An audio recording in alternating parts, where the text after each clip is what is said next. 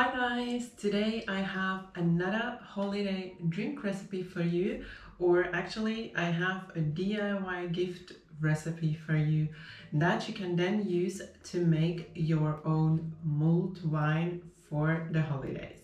So let's get started.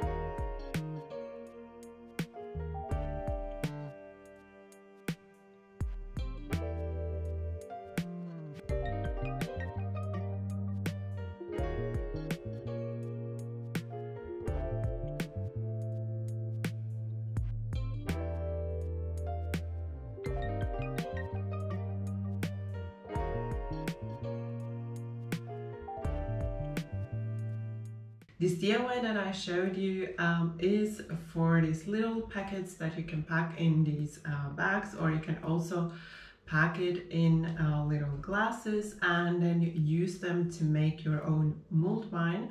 So you can use these, the spices in the recipe and a regular red wine to make the mulled wine. You could also add a little bit of orange zest if you want, and orange juice, or a little bit of lemon zest, and also a spice that usually goes into the recipe also is some cloves, but I personally don't like them, so I left them out from my recipe, but you could also add them if you want. I think this is a great DIY gift because you can give the wine and along with it these spices, and then your family or friends, whoever you're gifting it, can make a really delicious mulled wine during the holidays to keep themselves warm.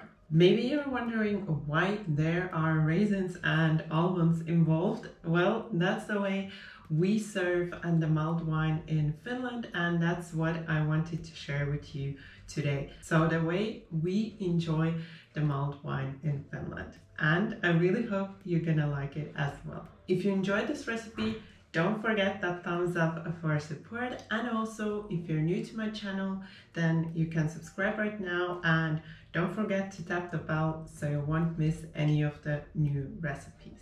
Thank you for watching my video. Bye bye until next time.